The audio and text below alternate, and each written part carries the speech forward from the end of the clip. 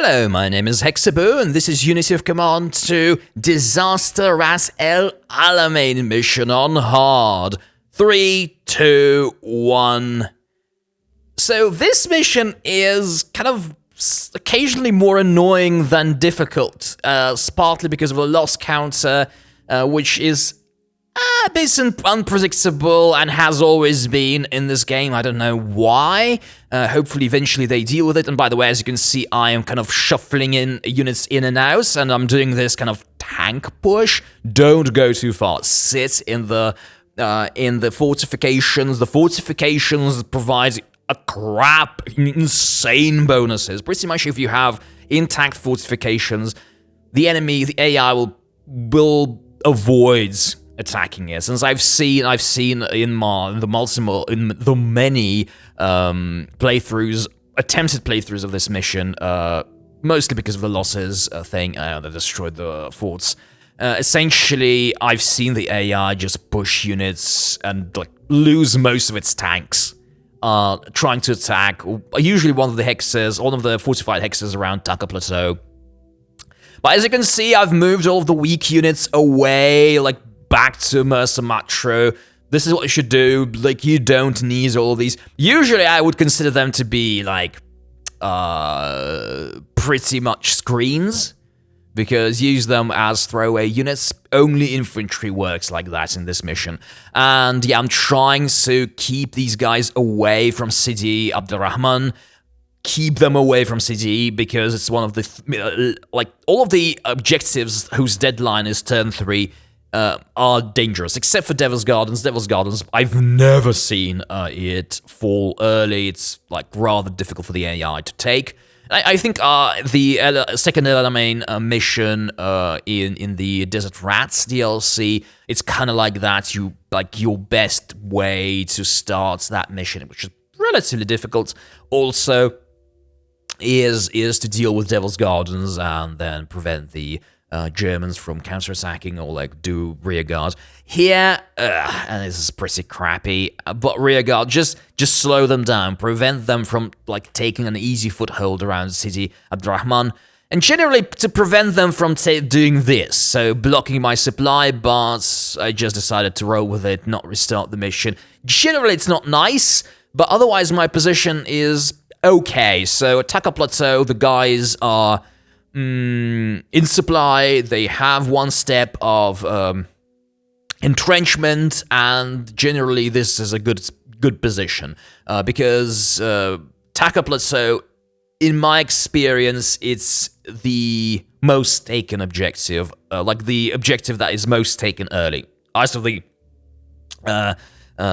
turn 3 objectives, Taka Plateau is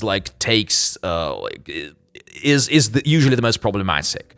I've seen that Sidi is not that big of a deal, and neither is Ramen Track. So yeah, Devil's Gardens, obviously, it's a non-issue. By the way, look at this. It's the turn 3 is ending. Turn 3 is ending, and Devil's Gardens 1, whose deadline is 2. Turn 2, it's still in my hands, and these guys will I've seen the guys in Devil's Gardens survive pretty much for the entire mission, right? So the AI killing them only because they just ran completely out of supply and just were fully suppressed. That's how fortifications can be. If you get unlucky, well, if the AI gets unlucky, right? So whoever gets unlucky. But speaking of losses, because right now, as you can see, it's going pretty well. I mentioned this in my main guide, but avoid losing your HQs. I've seen HQs, HQ loss, correlate with huge spikes in the loss counter. Definitely don't give armor providing specialist steps to your infantry, which will pretty much all die. I've talked to the developers, and they say that specialists should not count towards that, but I may be mistaken, so there's some sort of a correlation, but not caused by the correlation, not causation, but it looked like the loss of a kind of maybe a tank specialist or a recon specialist kind of resulted in the counter going up.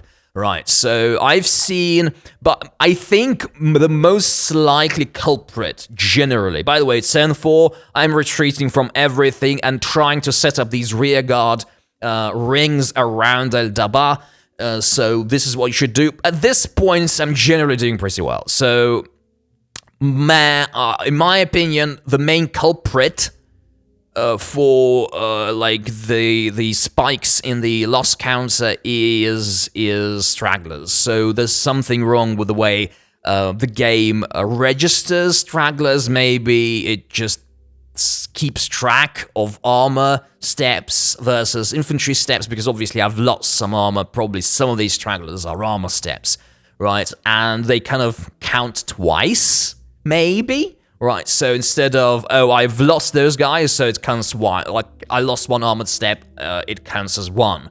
No, you lost that armored step, it became a straggler, and then when the enemy takes the straggler, it counts again, right? But at the same time, I've seen it spike very sharply, so I could have, like, say, like 3 on turn 4, and by the end of turn 4, it spikes to over 10, right? So it's crazy, and I don't lose anything. So sometimes it's really, really weird. I think it may have to do with stragglers, because as you all see, these 3 hexes with 3 stragglers, the AI will not touch them. So obviously they obstruct. Oh, this was very close. Yeah, like, I was already kind of mentally preparing to lose this mission and tries again. But I got lucky. By the end of this turn, the counter was at 9. But the AI will avoid these hexes because they are difficult to clear. And so the AI decided just to bypass them and push them, because obviously it has Mercer Martru to take after all.